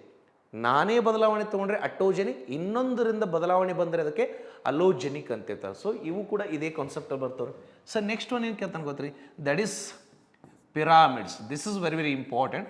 ಪಿರಾಮಿಡ್ಸ್ ನಥಿಂಗ್ ಬಟ್ ಏನು ಗೊತ್ತ್ರಿ, ಒಂದು ಪರಿಸರದಲ್ಲಿ ಹೇಗೆ ಆಹಾರ ತಯಾರಾಗುತ್ತೆ, ಹೇಗೆ ಅದೇ ಆಹಾರ ಇನ್ನೊಂದು ಜೀವಿಗೆ ವರ್ಗಾವಣೆ. ಯಾಕಂದ್ರೆ ಸರ್ ಇತ್ತೀಚಿನ KPSC ಎಕ್ಸಾಮಲ್ಲಿ ಹೈಯೆಸ್ಟ್ ಅತಿ ಹೆಚ್ಚು ಬಾರಿ ಕೇಳಲಾದ ಪ್ರಶ್ನೆ ಅಂದರೆ ಇದೇ ಟಾಪಿಕ್ ರೀ, 10% ಎನರ್ಜಿ ಲಾಸು. ಅಂದರೆ ಒಂದು ಜೀವಿಯ ಘಟಕದಿಂದ ಇನ್ನೊಂದು ಜೀವಿಗೆ ಆಹಾರ ಹೋಗಬೇಕಾದ್ರೆ ಬರೀ 10% ಆಹಾರ ಮಾತ್ರ ವರ್ಗಾವಣೆ ಆಗುತ್ತೆ. ಯಾಕಂದರೆ 90% ಆಹಾರವನ್ನು ಅದೇ ಜೀವಿ ಬಳಸಿಕೊಳ್ಳುತ್ತೆ. ಬೆಸ್ಟ್ ಎಕ್ಸಾಂಪಲ್, ಮಾರ್ನಿಂಗ್ ನಾವು ಬ್ರೇಕ್ಫಾಸ್ಟ್ ಮಾಡಿದ್ವಿ ಅಂದಾಗ ಆಫ್ಟರ್ನೂನ್ ಮತ್ತೆ ನಮಗೆ ಹಸಿವಾಗುತ್ತೆ. ಆಫ್ಟರ್ನೂನ್ ಮತ್ತು ನಾವು ಮಧ್ಯಾಹ್ನ ಮತ್ತು ಊಟ ಮಾಡಿದ್ರೆ ಮತ್ತು ಈವ್ನಿಂಗ್ ಅಥವಾ ರಾತ್ರಿ ಹಸಿವಾಗುತ್ತೆ. ಅಂದರೆ ನಾವು ಸೇವಿಸಿದ ಆಹಾರದ 90% ಶಕ್ತಿಯನ್ನು ನಾವು ನಮ್ಮ ದೇಹದ ಚಟುವಟಿಕೆಗೆ ಬಳಸ್ತೀವಿ. ಅದನ್ನೇ ಇನ್ನೊಂದು ಜೀವಿ ತಿಂದಾಗ ಆ ಜೀವಿಗೆ ಕೇವಲ 10% ಮಾತ್ರ ಶಕ್ತಿ ಹೋಗುತ್ತೆ. ಯಾಕಂದರೆ ನನ್ನ ದೇಹದಲ್ಲಿ ತಯಾರಾದ 100% ಶಕ್ತಿಯ 90% ಭಾಗವನ್ನು ನಾನೇ ಬಳಸಿಕೊಂಡಿದ್ದೇನೆ, ಯಾಕಂದ್ರೆ ನನ್ನ ಚಟುವಟಿಕೆಗೆ. ಅದೇ ಥರ ಒಂದು ಸಸ್ಯ ಆಹಾರವನ್ನು ತಯಾರು ಮಾಡಿದಾಗ ತನ್ನ ಬೆಳವಣಿಗೆಗೂ ಬಳಕೆ ಮಾಡುತ್ತಲ್ಲ, ಅದು ತನ್ನ ಬೆಳವಣಿಗೆನೂ ಇಂಪಾರ್ಟೆಂಟ್ ಇರುತ್ತೆ. ಅದೇ ಒಂದು ಸಸ್ಯವನ್ನು ಮೇರೆ ಇನ್ನೊಂದು ಜೀವಿಗಳು ತಿಂದಾಗ ಆ ಜೀವಿಗೆ ಕೇವಲ 10% ಹೋಗುತ್ತೆ. ಯಾಕಂದರೆ 90% ಆಹಾರವನ್ನು ಅದೇ ಜೀವಿ ಬಳಸಿರುತ್ತೆ. ಅದಕ್ಕೆ ಬೇಕಾದ್ರೆ ನೋಡ್ರಿ, ಸಸ್ಯಾಹಾರಿಗಳು ಜಾಸ್ತಿ ಜೀವಿತಾವಧಿ ರೀ, ಅಂದ್ರೆ ಲೈಫ್ ಎಕ್ಸ್ಪೆಕ್ಟೆನ್ಸಿ ಅಂತಿದ್ರೆ ಬೇಕಾದ್ರೆ ನೀವೇ ತೆಗೆದು ನೋಡ್ಕೊಡ್ರಿ. ನಾವು ಚಿಕ್ಕವರಿದ್ದಾಗ ಅಂದ್ರೆ ಜಸ್ಟ್ 3 ಜನರೇಷನ್ ಬ್ಯಾಕ್ ನಾವು ಚಿಕ್ಕವರಿದ್ದಾಗ ನಾವು ಸ್ಟೋರಿ ಏನು ಕೇಳ್ತಿದ್ವಿ, ನಾವು ನೋಡಿದ್ದೀವಿ. ನಮ್ಮ ಅಜ್ಜ ಅಮ್ಮವರು ಅಥವಾ ಅವರ ದೋಸ್ತರು, ಅವ್ರ ರಿಲೇಟಿವ್ಸ್ ಎಲ್ಲ ಮಿನಿಮಮ್ 100 ವರ್ಷ 90 ವರ್ಷ ಇಷ್ಟಾಗಿತ್ತು. ಯಾಕಂದ್ರೆ ನಾವು ಆಲ್ಮೋಸ್ಟ್ ಏನು ಮಾಡ್ತಿದ್ವಿ, ಬಾಡ್ಲಿ ಅಂದ್ರೆ ವರ್ಷದಲ್ಲಿ ಒಮ್ಮೆ ಅಥವಾ 2 ಬಾರಿ ನಾನ್ ವೆಜ್ ತಿಂತಿದ್ವಿ. ಅಂದರೆ ಕೋಳಿ ಅಥವಾ ಕುರಿಗಳು ತಿಂತೀವಿ, ಚಿಕನ್ ಮತ್ತು ಮಟನ್. ಆ ಚಿಕನ್ನು ಮಟನ್ ಬೆಳಿಬೇಕಾದ್ರೂ ಏನು ಮಾಡ್ತಿದ್ವಿ, ಅವು ಸಸ್ಯಗಳು ತಿಂದಿರ್ತೀವಿ. ಸಸ್ಯಗಳಿಂದ ಕೇವಲ 10% ಶಕ್ತಿ ಬಂದಿತ್ತು. ಅದೇ ಈ ಜೀವಿ ತಿಂದಾಗ ಇದರ 10% ಶಕ್ತಿ ನನಗೆ ಬರ್ತೈತೆ ರೀ. ಅಂದರೆ ಸಸ್ಯಗಳಿಂದ ಕುರಿಗಳು 10 ಕ್ಯಾಲೋರಿ ಶಕ್ತಿಯನ್ನು ಪಡೆದುಕೊಂಡಾಗ ಅದೇ ಕುರಿಗಳನ್ನು ತಿಂದಾಗ ನನಗೆ 0.1 ಶಕ್ತಿ ಮಾತ್ರ ಬರುತ್ತೆ. ಯಾಕಂದರೆ ಉಳುಕಿದ 0.9 ಶಕ್ತಿಯನ್ನು ಅದೇ ಜೀವಿ ಬಳಸಿಕೊಂಡಿರ್ತಾರೆ. ಅದಕ್ಕೆ ಬೇಕಾದ್ರೆ ನೋಡ್ರಿ, ನಾವು ನಮ್ಮ ತಾತವ್ರು ಅಂದರೆ 3 ಜನರೇಷನ್ ರೀ, ಅವರೆಲ್ಲ 90 ವರ್ಷ 100 ವರ್ಷ ಬದುಕ್ತಾರೆ. ಯಾಕಂದ್ರೆ ಅತಿ ಹೆಚ್ಚು ಸಸ್ಯಾಹಾರಿಗಳಿದ್ದರು. ಅದಕ್ಕೆ ಬೇಕಾದ್ರೆ ನೋಡಿ, ಟಾಪ್ ಪ್ರೆಡೇಟರ್ ಯಾವ ಜೀವಿ ಅತಿ ಹೆಚ್ಚು ಇನ್ನೊಂದು ಜೀವಿಯ ಮೇಲೆ ಅವಲಂಬಿತವಾಗಿರುತ್ತದೆ, ಆ ಜೀವಿಗೆ ಯಾವಾಗಲೂ ಲೈಫ್ ಎಕ್ಸ್ಪೆಕ್ಟೆನ್ಸಿ ಕಡಿಮೆ ಇರ್ತದೆ. ಬೇಕಾದ್ರೆ ನೋಡ್ರಿ, ಅತಿ ದೊಡ್ಡ ಪರಭಕ್ಷ ಅಂತೀವಿ, ಈ ಕಾಲೇಜ್ ಆಫ್ ಪ್ರೆಡೇಟರ್. ಸಿಂಹ ನೋಡ್ರಿ, ಹುಲಿ ನೋಡ್ರಿ, ಅವಕ್ಕೆ ಜೀವಿತಾವಧಿ ಕಡಿಮೆ ಇದೆ. ಯಾಕಂದ್ರೆ ಅವು ಯಾವಾಗಲೂ ಮಾಂಸವನ್ನೇ ತಿಂದು ಬದುಕ್ತವು. ಅದಕ್ಕೆ ಅವರ ಜೀವಿತಾವಧಿ ಅಂದರೆ ಹುಲಿ, ಸಿಂಹ ಮತ್ತು ಮಾಂಸಾಹಾರಿಗಳ ಜೀವಿತಾವಧಿ ಕಡಿಮೆ ಇದೆ ರೀ. ಅದಕ್ಕೆ ಹೇಳ್ತಾರಲ್ರಿ, ಯಾವಾಗಲೂ ಎಲ್ಲಿಂದ ಎನರ್ಜಿ ಬರುತ್ತಲ್ಲ ಆ ಎನರ್ಜಿನ ನಾವು ಜಾಸ್ತಿ ಸೇವಿಸಿದಾಗ ಜೀವಿತಾವಧಿ ಜಾಸ್ತಿ ಇರ್ತೈತೆ. ಯಾಕಂದ್ರೆ ಅಲ್ಲಿ ಶಕ್ತಿ ಜಾಸ್ತಿ ಸಿಗ್ತೈತೆ ನಮ್ಗೆ ಕಂಪೇರ್ಟ್ ಅಂತ ಹೇಳ್ತಾರೆ. ಓಕೆ, ನಾನು ನಾನ್ ವೆಜ್ ತಿನ್ನಬೇಡ ಅಂತ ಹೇಳಂಗಿಲ್ಲ, ಬಟ್ ಬಿಕಾಸ್ ಎರಡೂ ಬ್ಯಾಲೆನ್ಸ್ ಮಾಡ್ಬೇಕು ಡಯಟ್ ಅಂತ ಹೇಳ್ತಾರೆ. ಸೊ ಪ್ಲೀಸ್ ರಿಮೆಂಬರ್, ಅಂದರೆ ಅತಿ ಹೆಚ್ಚು ಬಾರಿ ರಿಪೀಟ್ ಆಗಿದೆ ಏನು ಗೊತ್ತ್ರಿ, ಪಿರಾಮಿಡ್ಸಲ್ಲಿ ಕೇಳತ್ತಾನೆ ರೀ. ಪಿರಾಮಿಡ್ಸ್ ಅಂದರೆ ಶಕ್ತಿ ಹರಿವಿನೊಂದು ಡಯಾಗ್ರಾಮ್ ಹಾಕಿ ಎಕ್ಸ್ಪ್ಲೇನ್ ಮಾಡಿಕೊಡ್ತೀವಿ ನಿಮಗೆ. ನೆಕ್ಸ್ಟು ಯಾವ ಜೀವಿ ಜಾಸ್ತಿ ಕಂಡು ಬರುತ್ತೆ. ಯಾಕಂದ್ರೆ ಆಲ್ರೆಡಿ ನೋಡಿರಿ, PSI 545 ಒರಿಜಿನಲ್ ಪೇಪರ್ ತೆಗಿರಿ 2021 ಅಕ್ಟೋಬರ್ಗೆ ರೀ. ಏನು ಕೇಳಿದ, ಭೂಮಿ ಮೇಲೆ ಅತಿ ಹೆಚ್ಚಾಗಿ ಕಂಡು ಬರುವ ಕಾಡುಗಳು ಯಾವ ಅಂತ ಕೇಳಿ. ಇದು ಇಂಗ್ಲೀಷ್ ವರ್ಷನ್ ಹೆಂಗೈತ್ರಿ, which of the following is the largest vegetation seen on the earth surface ಅಂತ ಕೇಳಿದ್ರಿ. ಆನ್ಸರು ಟ್ರೋಪಿಕಲ್ ರೈನ್ ಫಾರೆಸ್ಟ್, ಅಂದರೆ ಉಷ್ಣವಲಯದ ಮಳೆಕಾಡುಗಳು ಅತಿ ಹೆಚ್ಚಾಗಿವೆ ಅಂತ ಹೇಳಿದ್ದಾರೆ. ಯಾಕಂದ್ರೆ ಅತಿ ಹೆಚ್ಚು ಸೂರ್ಯನ ಬೆಳಕಿದೆ. ಸೂರ್ಯನ ಬೆಳಕು ಅತಿ ಹೆಚ್ಚಾದಾಗ ಇಲ್ಲೇನು ಸಮುದ್ರಗಳು ನೀರು ಆವಿಯಾಗಿ ಮೋಡಗಳ ರಚನೆಯಾಗಿ ಅತಿ ಹೆಚ್ಚು ಮಳೆನೂ ಆಗ್ತಾ ಇದೆ, ಅಂದರೆ ಅತಿ ಹೆಚ್ಚು ಸೂರ್ಯನ ಬೆಳಕು ಬೀಳ್ತಾ ಇದೆ, ಅತಿ ಹೆಚ್ಚು ನೀರು ಆವಿಯಾಗಿ ಮೋಡಗಳಾಗಿ ಮತ್ತೆ ತಾಪಮಾನ ಒತ್ತಡದಿಂದ ಮಳೆ ಆಗ್ತಾ ಇರೋದ್ರಿಂದ ಈ ಭಾಗದಲ್ಲಿ ಅತಿ ಹೆಚ್ಚು ಜೀವ ವೈವಿಧ್ಯವಿದೆ. ಅದಕ್ಕೆ ಅವ ಪರ್ಟಿಕ್ಯುಲರ್ ಫಾರೆಸ್ಟ್ ಅಂತ ಕೇಳಿದ್ದ. ಅದಕ್ಕೆ ಏನೈತ್ರಿ ಉಷ್ಣವಲಯದ ಮಳೆಕಾಡು ಅಂದರೆ. ಸೊ ನಾವು ಸ್ವಲ್ಪ ಪಿರಾಮಿಡ್ಸ್ನ ನೀಟಾಗಿ ಓದ್ಕೋರಿ, ಯಾಕಂದರೆ ಎಕ್ಸಾಮ್ಸಲ್ಲಿ ಪದೇ ಪದೇ ರಿಪೀಟ್ ಮಾಡ್ತಾ ಇದ್ದಾನೆ. ಸೊ ಒನ್ ಈಸ್ ರಿಪ್ಲೇಸ್ಮೆಂಟ್ ಹೆಂಗಾಗ್ತದೆ, ಪಿರಾಮಿಡ್ಗಳ ಬಗ್ಗೆ ಕೇಳತ್ತಾನೆ, ಪಿರಾಮಿಡ್ಗಳ ಬಗ್ಗೆ ಕೇಳ್ತಾನೆ. ನೆಕ್ಸ್ಟ್ ಏನು ಕೇಳ್ತಾನೆ, ಹೇಗೆ ಒಂದು ಜೀವಿಯು ಲವಣಗಳನ್ನು ತನ್ನ ದೇಹಕ್ಕೆ ತಗೊತಾ ಇದೆ ಅಂದರೆ, ಸರ್ ಪೋಷಕಾಂಶಗಳ ಚಕ್ರಗಳು ಅಂತ ಹೇಳ್ತಾರೆ. ಪೋಷಕಾಂಶಗಳ ಚಕ್ರಗಳು ಅಂದರೆ that is nutrient cycles. Sir this is very very important, because ನಾವು ಸ್ಟಾರ್ಟಿಂಗ್ ಹೇಳಿದ್ ಗೊತ್ತ್ರಿ, ಮನುಷ್ಯನ ದೇಹವು ಕೂಡ ಪ್ರಮುಖವಾಗಿ 11 ಲವಣಗಳಿಂದ ಮಾಡಿದೆ. ಅದರಲ್ಲಿ 6 ಲವಣಗಳಿಂದ 98% ದೇಹ ಅಂತಿದ್ರೆ, ಮಾನವನ ದೇಹ ಅತಿ ಹೆಚ್ಚು ಯಾವ ಲವಣದಿಂದ ಮಾಡಿದ್ರಿ, ಆಮ್ಲಜನಕ. ಅದಕ್ಕೆ ಬೇಕಾದ್ರೆ ನೋಡ್ರಿ, 1 ನಿಮಿಷ ಮೂಗು ಬಾಯಿ ಮುಚ್ಕೊಂಡು ಕುಂತ್ರೆ ಸತ್ತು ಹೋಗ್ತೇವೆ ನಾವು, ಅಂದರೆ ಬಾಡಿ ಡೆತ್ ಆಗುತ್ತೆ. ಯಾಕಂದ್ರೆ ನಮ್ಮ ದೇಹದ 24% ದೇಹವು ಅಥವಾ ಭಾಗವು ಆಮ್ಲಜನಕದಿಂದ ಕೂಡಿದೆ. ಅದಕ್ಕೆ ಆಮ್ಲಜನಕ ಇಲ್ಲ ಅಂದ್ರೆ ನಾವು ಮರಣ ಹೋಗ್ತೀವಿ ರೀ. ಫಸ್ಟ್ ಬರೋದು ಆಮ್ಲಜನಕ ರೀ. ನೆಕ್ಸ್ಟ್ ಏನಿದೆ, ಸೊ ಆಬ್ವಿಯಸ್ಲಿ ನೋಡ್ಕೊಡ್ರಿ, ಈಗ ದೇಹದಲ್ಲಿ ರಚನೆ ಆಗ್ಬೇಕಂತಂದ್ರೆ ಯಾವುದೋ ಬಾಂಡಿಂಗ್ಸ್ ಇರಬೇಕಲ್ಲ, ಅದಕ್ಕೆ ನೋಡ್ಕೊಡ್ರಿ, ಹೈಡ್ರೋಜನ್ ಜಲಜನಕ, 3rd one carbon, 4th one nitrogen, fifth one phosphate, 6th one that is calcium. Bone strong ಇರಬೇಕಲ್ಲ, ಯಾಕಂದ್ರೆ ನಮ್ಮ ದೇಹ ಇಡೀ ದೇಹ ಬೆನ್ನು ಮೂಳೆಗೆ ಅಂಟುಕೊಂಡಿದೆ. ಸೊ ನಥಿಂಗ್ ಬಟ್ ಏನು ಗೊತ್ತ್ರಿ, ಇವೆಲ್ಲ ಲವಣಗಳನ್ನ ಹುಡುಕ್ಲಿಕ್ಕೆ ಟ್ರೈ ಮಾಡ್ತಾನೆ. ಬೇಕಾದ್ರೆ ನೋಡಿರಿ, ಯಾವಾಗ ಚಂದ್ರನ ದಕ್ಷಿಣ ಭಾಗದಲ್ಲಿ ಭಾರತವು ನೀರಿನ ಅವಶೇಷಗಳು ಅಂದ್ರೆ ಏನ್ರಿ, H2O, ಹೈಡ್ರೋಜನ್ ಐತಿ, ಆಕ್ಸಿಜನ್ ಐತಿ ಅಂದಾಗ ಫಸ್ಟ್ ನಮ್ಗೆ ಬೇಕಾಯ್ತು ಜೀವಿಗೆ ಆಮ್ಲ ಮತ್ತು ಹೈಡ್ರೋಜನ್ ರೀ, ಆಮ್ಲಜನಕ. ಸೊ ಹೀಗೆ ಯಾವಾಗ ಭಾರತ ಈ ಭಾಗದಲ್ಲಿ ಒಂದು ಜಲವನ್ನು ಕಂಡುಕೊಳ್ಳುತ್ತಲ್ಲ 2008ರಲ್ಲಿ ಚಂದ್ರಯಾನ-1, ಅವಾಗಿಂದ ಅತಿ ಹೆಚ್ಚು ಯೋಜನೆಗಳು ಚಂದ್ರನ ದಕ್ಷಿಣ ಭಾಗಕ್ಕೆ ಮಾಡ್ತಾ ಇದ್ದಾರೆ. ಯಾಕಂದರೆ ಇಲ್ಲಿ ನೀರಿನ ಅವಶೇಷಗಳು ಸಿಕ್ಕವು. ನೀರಿನ ಅವಶೇಷಗಳು ಏನ್ರಿ, ಹೈಡ್ರೋಜನ್ ಐತಿ, ಆಕ್ಸಿಜನ್ ಐತಿ. ಅಂದರೆ ಮನುಷ್ಯನ ಮೂಲ ರಚನೆಯ ಪ್ರಮುಖ 2 ಲವಣಗಳಂದರೆ that is oxygen and hydrogen ಅಂತಿದ್ದೀರಿ, ಆಕ್ಸಿಜನ್ ಆ್ಯಂಡ್ ಹೈಡ್ರೋಜನ್. ಸೊ ಹೀಗಾಗಿ ಎಕ್ಸಾಮಿನೇಷನಲ್ಲಿ ನೋಡ್ಕೊಡ್ರಿ, ಪೋಷಕಾಂಶಗಳ ಚಕ್ರ. ಯಾಕಂದ್ರೆ ನೈಟ್ರೋಜನ್ ನಮಗೆ ವಾತಾವರಣದಲ್ಲಿದೆ, ಭೂಮಿಯ ವಾತಾವರಣದಲ್ಲಿ ಅತಿ ಹೆಚ್ಚು ಕಂಡುಬರುವ ಲವಣವೇ ಯಾವುದು, ಅನಿಲವೇ ಯಾವುದಂದ್ರೆ ನೈಟ್ರೋಜನ್.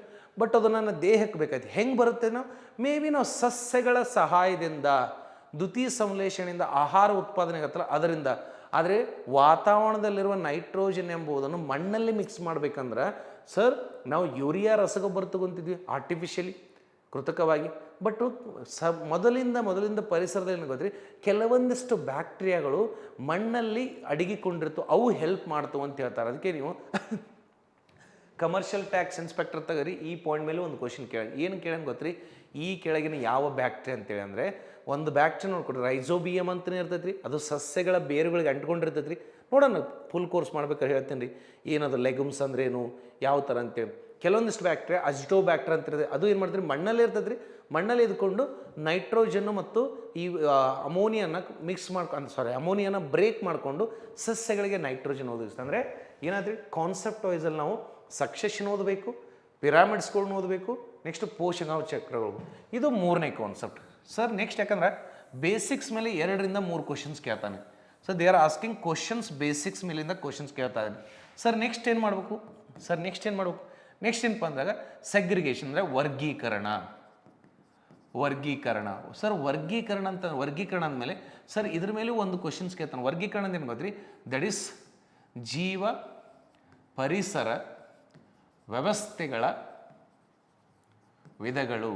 ಅಂದರೆ that is types of ecosystem. ಯಾಕಂದ್ರೆ ನಾವು ಯಾವುದೇ ಒಂದು ಜೀವಿಯ ವಿಧಗಳನ್ನ ಅಥವಾ ಪರಿಸರನ ಅಧ್ಯಯನ ಮಾಡ್ಬೇಕಾದ್ರೆ ಏನು ಮಾಡ್ತೀವಿ ಗೊತ್ತ್ರಿ ಸರ್, ನಾವೇನು ಮಾಡ್ತೀವಿ, ಟೆರಸ್ಟ್ರಿಯಲ್ ಅಂತ. ಯಾಕಂದ್ರೆ ಭೂಮಿ ಮೇಲೆ 60% ಜೀವಿಯು ಭೂಮಿಯ ಮೇಲ್ಮೈ ಪ್ರದೇಶದಲ್ಲಿದ್ದರೆ 40% ಜೀವಿಯು ನೀರಿನ ಒಳಗಡೆ ಇದೆ. ಸೊ ಹೀಗಾಗಿ ನಾವು ಮೇಲ್ಮೈ ಪ್ರದೇಶದಲ್ಲಿರುವ ಜೀವಿಗಳ ವ್ಯವಸ್ಥೆ ಓದಬೇಕಂದ್ರೆ ಅದು ಕಾಡುಗಳಿದವ, ಹಿಮಾಲಯಗಳಿದವ, ಹಿಮಾಲಯ ಮರುಭೂಮಿ ಇದೀವ. ಈಗ ನೋಡ್ರಿ, ಬೆಸ್ಟ್ ಎಕ್ಸಾಂಪಲ್ ಐ ಥಿಂಕ್ ಯಾವುದೋ ಒಂದು ಎಕ್ಸಾಂಪಲ್ ನೋಡ್ರಿ, ಈ ಕೆಳಗಿನ ಯಾವ ಭಾಗದಲ್ಲಿ ಬೇರುಗಳು ಅತಿ ಆಳವಾಗಿ ಹೋಗಿರುತ್ತವೆ ಅಂತ ಕೇಳೋಣ.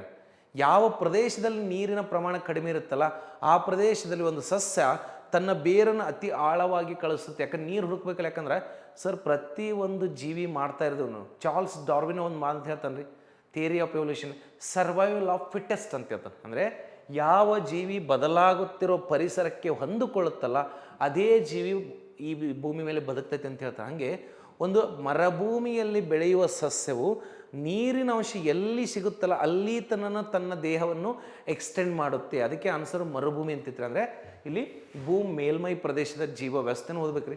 ನೆಕ್ಸ್ಟ್ ಏನು ಮಾಡ್ತೀವಿ ನಾವು ಇಲ್ಲಿ ಅಕ್ವಾಟಿಕ್. ಅಕ್ವಾಟಿಕ್ ಅಂದರೆ ಜಲ ಜೀವರಾಶಿ ಬಗ್ಗೆನೂ ಓದ್ತೀವಿ ರೀ. ಜಲ ಜೀವರಾಶಿ. ಆ ಜಲ ಜೀವರಾಶಿ ಒಳಗೆ ಏನು ಮಾಡ್ತೀವಿ ಗೊತ್ತೀವಿ ನಾವು? First fresh water. Okay, fresh water ಶುದ್ಧ ನೀರು ಅಂತ ಹೇಳ್ತೀವಿ. ಸೊ ಶುದ್ಧ ನೀರು ಅಂತಂದ್ರೆ ಎಕ್ಸಾಂಪಲ್ ಕೇಳ್ತಾನೆ ರೀ, ಲೋಟಿಕ್ ಅಂದ್ರೇನು, ಲೆಂಟಿಕ್ ಅಂದ್ರೇನು, ಲೆಂಟಿಕ್ ಅಂದ್ರೇನು. ನೆಕ್ಸ್ಟ್ ನೋಡ್ಕೊಡಿ, ದಟ್ ಇಸ್ ಜೌಗು ಪ್ರದೇಶಗಳು. Very very important sir. ಈ ಪೋರ್ಷನ್ ಮೇಲೆ 100% ಒಂದು ಕ್ವಶನ್ ಇದ್ದೇ ಇರ್ತದೆ ರೀ, ಜೌಗು ಪ್ರದೇಶಗಳು. ಯಾಕಂದ್ರೆ ಭೂಮಿಯ ಮೇಲೆ ಅದು ಭಾರತ ನೋಡ್ರಿ, ಪ್ರಪಂಚದಲ್ಲಿ ಅತಿ ಹೆಚ್ಚು ಅಂತರ್ಜಲವನ್ನು ಬಳಸುವ ದೇಶವೆಂದರೆ ಭಾರತ ರೀ. India is the largest utiliser of ground water in the world. ಅದರಲ್ಲಿ ಅಂತರ್ಜಲ ಹೆಚ್ಚಿಗೆ ಆಗ್ಬೇಕಾದ್ರೆ if the ground water has to increase there has to be only hope that is protection of a wetlands.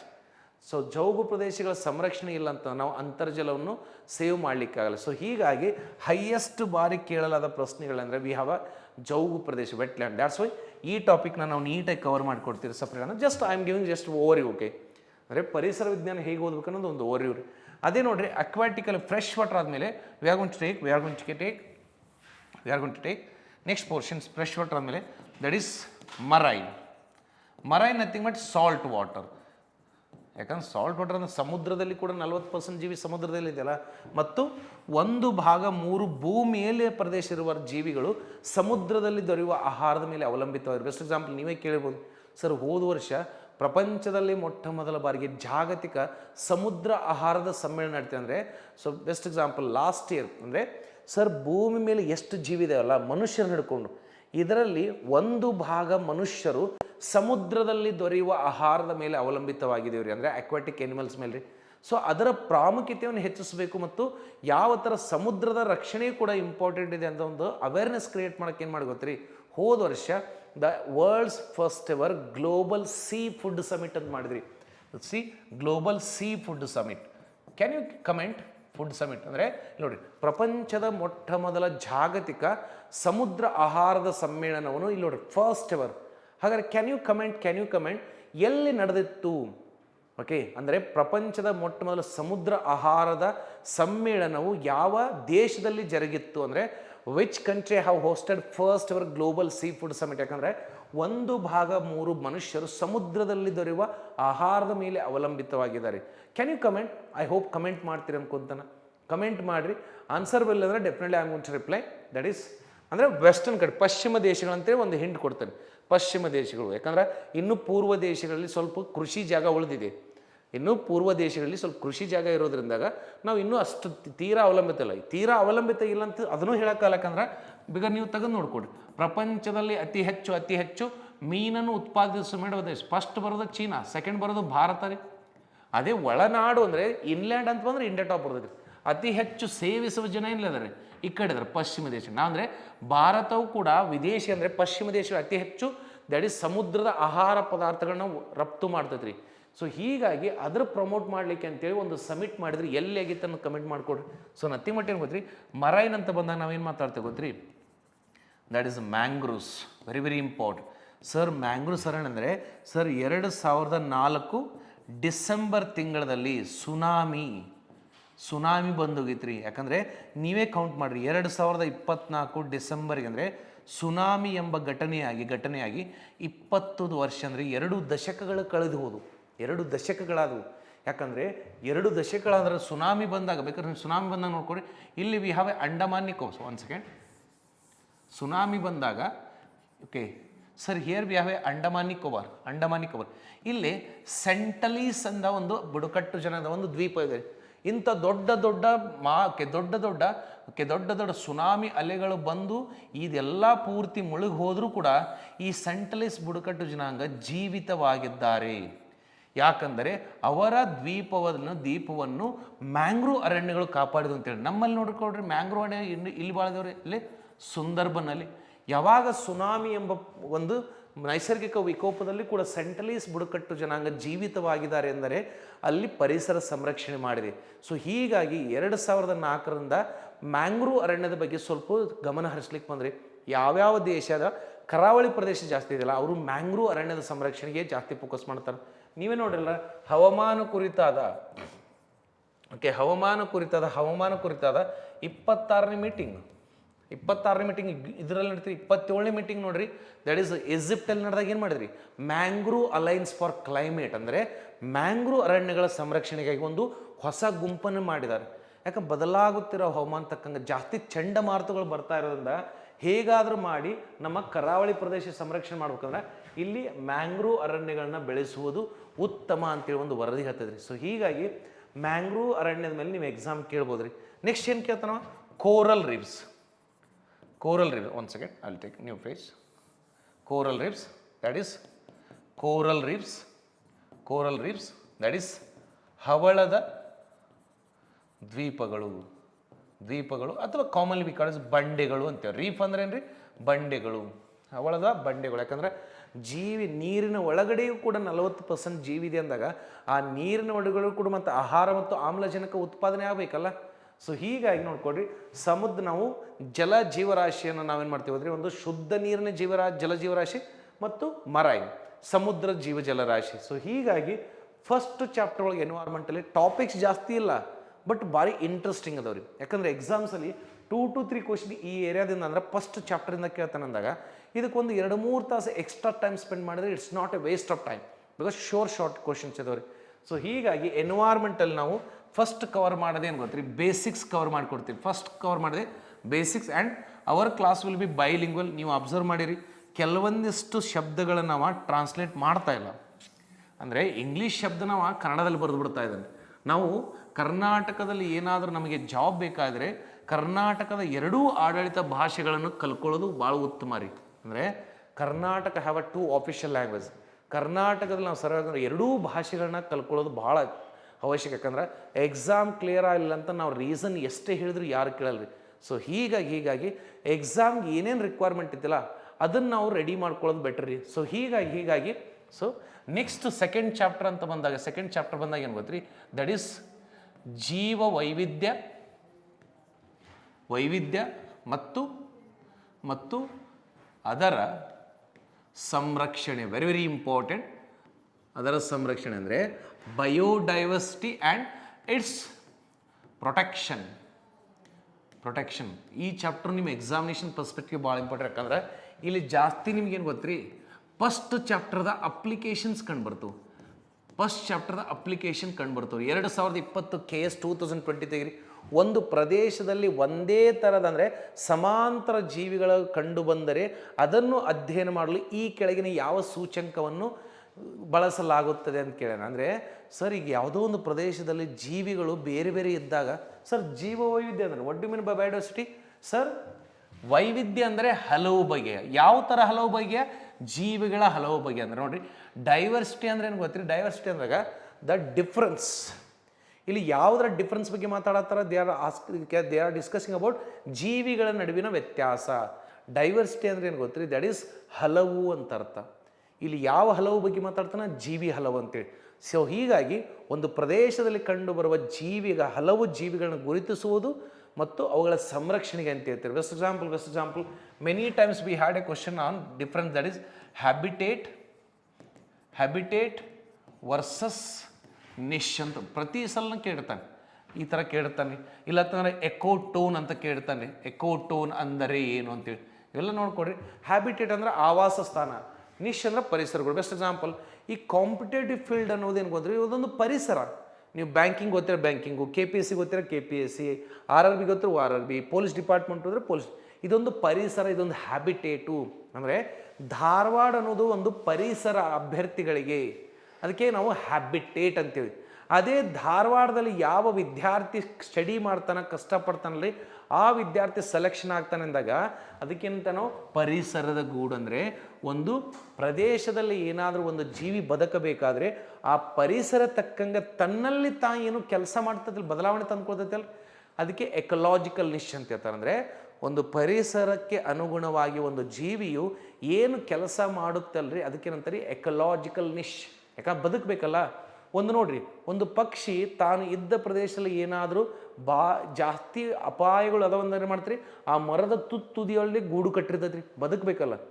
ಇಲ್ಲಪ್ಪ ಏನು ಅಪಾಯ ಇಲ್ಲ ಅಂದ್ರೆ ಏನು ಮಾಡ್ತೀರಿ, ಆ ಮರದ ಕೆಳಗಡೆನೇ ಒಂದು ಗೂಡು ಕಟ್ಟಿರ್ತೈತಿ, ಅಂದರೆ ಅಲ್ಲಿ ಸರ್ವೈವ್ ಆಗಲಿಕ್ಕೆ ಅಲ್ಲಿ ಕೆಲಸ ಮಾಡ್ತೈತಿ. ಅಂದರೆ ಹ್ಯಾಬಿಟೇಟ್ ಅಂದರೆ ಒಂದು ಪರಿಸರ. ಧಾರವಾಡನ ಪರಿಸರ ಎಲ್ಲ ವಿದ್ಯಾರ್ಥಿಗಳಿಗೆ ಒಂದು ವ್ಯವಸ್ಥಿತವಾದ ಅನುಕೂಲ ಮಾಡಿಕೊಟ್ಟೈತಿ. ಆದರೆ ಇಲ್ಲಿ ಬಂದು ಯಾರು ಸ್ಟಡಿ ಮಾಡ್ತಾರೆ, ಯಾರು ಪ್ರಿಪ್ರೇಷನ್ ಮಾಡ್ತಾರಲ್ಲ ಅವರು ಸೆಲೆಕ್ಷನ್ ಆಗ್ತಾ ಇದ್ದಾರೆ ಅಂದಾಗ ನಥಿಂಗ್ ಬಟ್ ಧಾರವಾಡದಲ್ಲಿ ಸೆಲೆಕ್ಷನ್ ಆಗ್ಬೇಕಂದ್ರೆ ನಿಮಗೆ ಪರಿಸರ ಗೂಡು, ಎಕಲಾಜಿಕಲ್ ನಿಶ್, ನಿಮ್ಮ ಎಫರ್ಟ್ಸ್ ಬೇಕಂತ ಹೇಳ್ತಾರೆ. ಧಾರವಾಡ ಎಲ್ಲರಿಗೂ ಕೊಟ್ಟಿದೆ ಆವಾಸ ಸ್ಥಾನ ಅಂತ ಹೇಳ್ತಾರೆ. ಎಕೋಟೋನ್ ಅಂತಂದಾಗ ಸರ್ ಎರಡು ಬೇರೆ ಬೇರೆ ಸಮುದಾಯಗಳ ಮಧ್ಯದಲ್ಲಿ ಒಂದು ಸ್ಥಾನ ಕಂಡು ಬರ್ತೈತೆ ಅಲ್ರಿ. ಈಗ ನೋಡಿ, ಒಂದು ಅರಣ್ಯ ಇದೆ, ಅದರ ಪಕ್ಕದಲ್ಲೇ ಒಂದು ನದಿ ಇದೆ, ಆ ಮಧ್ಯದ ಭಾಗದಲ್ಲಿ ಕೇಳ್ತಾರೆ ಎಕೋಟೋನ್. ಇಲ್ಲಿ ನೋಡಿರಿ, ಆ ಮಧ್ಯ ನೋಡಿ, ಬೆಸ್ಟ್ ಎಕ್ಸಾಂಪಲ್, ಇದೊಂದು ಅರಣ್ಯ, ಇಲ್ಲಿ ನೀರು. ಓಕೆ, ಇಲ್ಲಿ ಅರಣ್ಯ ಇದೆ ರೀ, ಇಲ್ಲಿ ನೀರು ಇದೆ ರೀ. ಈ ಭಾಗಕ್ಕೆ ಏನಂತ ಗೊತ್ತ್ರಿ, ಎಕೋಟೋನ್ ಅಂತಿದೆ. ಅಂದ್ರೆ ನಥಿಂಗ್ ಏನು ಗೊತ್ತ್ರಿ, ಇಲ್ಲಿ ಉಭಯವಾಸಿಗಳು ಬದುಕ್ತವೆ. ಅಂದರೆ ಇಲ್ಲಿ ಬದುಕೋ ಜೀವಿಗಳು ಇಲ್ಲಿ ಬಂದು ಬದುಕ್ತವೆ, ಇಲ್ಲಿ ಬದುಕೋ ಜೀವಿಗಳು ಇಲ್ಲಿ ಹೋಗಿ ಬದುಕ್ತವೆ. ಅಂದರೆ ಇದಕ್ಕೆ ಏನಂತಾರೆ ಉಭಯವಾಸಿಗಳು. ಇದೇ ಸ್ವಲ್ಪ ಮುಂದೋಗಿ ಸ್ವಲ್ಪ ಸ್ಟೇಟ್ಮೆಂಟ್ ಕೇಳ್ಬೇಕಾದ್ರೆ ಏನು ಮಾಡ್ತಾನಂತ, ಎಡ್ಜ್ ಎಫೆಕ್ಟ್ ಅಂದರೆ ಏನು ಅಂತ ಕೇಳಿರ್ತಾನೆ. ಅಂದರೆ ಹತ್ತಿರದ ಅಥವಾ ಅಂತಿಮ ಪ್ರಭಾವ ಅಂತ ಕೇಳ್ತಾನೆ, ಅಂದರೆ ಎಡ್ಜ್ ಎಫೆಕ್ಟ್ ಅಂತ ಕೇಳ್ತಾನೆ. ಸೊ ಇವೆಲ್ಲ ಟಾಪಿಕ್ಸು ಡೆಫಿನೆಟ್ಲಿ ಕವರ್ ಮಾಡ್ತೀನಿ. ಅಂದರೆ ಸೆಕೆಂಡ್ ಚಾಪ್ಟರ್ ಮತ್ತು ರಿಮೈನಿಂಗ್ ಕಾನ್ಸೆಪ್ಟ್ ಏನು ಕ್ಲಾರಿಫಿಕೇಷನ್ ಎಲ್ಲ ಹೇಗೆ ಓದಬೇಕಂತೇಳಿ ಸೊ ನೆಕ್ಸ್ಟ್ ವಿಡಿಯೋಯಿಂದ ಕಂಟಿನ್ಯೂ ಮಾಡಿಕೊಡ್ತೀವಿ. ಐ ಹೋಪ್ ಫಸ್ಟ್ ಒಂದು ಕ್ಲಾರಿಟಿ ಬಂದಿದೆ ಅನ್ಕೊತೀನಿ ಫಸ್ಟ್ ಚಾಪ್ಟರ್. ಇದೇ ಥರ ರಿಮೈನಿಂಗ್ ಕಾನ್ಸೆಪ್ಟ್ಸ್ನ ಕ್ಲಾರಿಫೈ ಮಾಡಿಕೊಂಡು ಒನ್ ಬೈ ಒನ್ ಇದು ಮಾಡ್ತೀವಿ ರೀ. ಸೊ ಐ ಹೋಪ್ ಎಲ್ಲರೂ ಸಬ್ಸ್ಕ್ರೈಬ್ ಮಾಡ್ಕೊತಾ ಇದ್ದೀರಿ ಅನ್ಕೊತಾನೆ ರೀ. ಓಕೆ, ಪ್ರೀವಿಯಸ್ ವೀಡಿಯೋನ ಆಲ್ರೆಡಿ ಮಾಡಿದೇವೆ ರೀ. ಅಂದರೆ ಡೈಲಿ ನಾವು ಮಾರ್ನಿಂಗ್ ಟು ಈವ್ನಿಂಗು ಕೋರ್ಸಲ್ಲಿ ಎಲ್ಲ ಥರದ ಸಬ್ಜೆಕ್ಟ್ ಕವರ್ ಮಾಡ್ತಾಯಿದ್ರಿ. Please watch all the videos. ನಿಮಗೇನಾದರೂ ವಿಡಿಯೋ ಲೈಕ್ ಆದರೆ ನಿಮ್ಮ ಫ್ರೆಂಡ್ಸು ಮತ್ತು ನಿಮ್ಮ ವಾಟ್ಸಪ್ ಗ್ರೂಪ್ ಅಥವಾ ಟೆಲಿಗ್ರಾಮ್ ಗ್ರೂಪಲ್ಲಿ ಶೇರ್ ಮಾಡಿಕೊಡ್ರಿ. ಅಂದರೆ ಬಿಕಾಸ್ ಪರಿಸರದಲ್ಲಿ ಅಥವಾ ಒಂದು ಭೂಮಿ ಮೇಲೆ ಪ್ರತಿಯೊಂದು ಜೀವಿ ಇನ್ನೊಂದು ಜೀವಿ ಮೇಲೆ ಅವಲಂಬಿತವಾಗಿದೆ. ಅಂದರೆ ನಿಮ್ಮ ಫೀಡ್ಬ್ಯಾಕ್ ಮೇಲೆ ಆಬ್ವಿಯಸ್ಲಿ ನಮಗೂ ಮೋಟಿವೇಶನ್ ಬರ್ತೈತೆ ರೀ. ನೀವೆಷ್ಟು ಚೆನ್ನಾಗಿ ಫೀಡ್ಬ್ಯಾಕ್ ಇದು ಮಾಡ್ತೀರ ಅಷ್ಟು ಮೋಟಿವೇಶನ್ ಬಂದು ನಾವು ನಮ್ಮ ಕೆಲಸ ಮಾಡ್ತೀವಿ ರೀ. ಸೊ ಹೀಗಾಗಿ please like, forward and share with your friends. If possible ಯಾರಾದರೂ ಇದ್ದರೆ ಅವ್ರಿಗೂ ಶೇರ್ ಮಾಡ್ಕೊಂಡು ಹೇಳ್ರಿ. ಯಾಕಂದ್ರೆ ಅನ್ನಿಸ್ತದೆ ಈ ಫೀಲ್ಡಲ್ಲಿ ನನಗೆ ಗೊತ್ತಾದ ಸಾಕಂತೇಳಿ. ಬಟ್ ಅವರ ಆನ್ಸಿಸ್ಟರ್ಸ್ ಅಟ್ ನಮ್ಮ ವಚನಕಾರ ಹೇಳಿದಾರಲ್ರಿ, ಕಟ್ಟಿಟ್ಟ ಬುದ್ಧಿ ಕೊಳಿತೈತಿ, ಬಿಚ್ಚಿಟ್ಟ ಬುದ್ಧಿ ಬೆಳಿತೈತಿ. ದ್ಯಾಟ್ಸ್ ವೈ ಶೇರ್ ಮಾಡಿರಿ ಆದಷ್ಟು. Okay, thank you guys, have a nice day.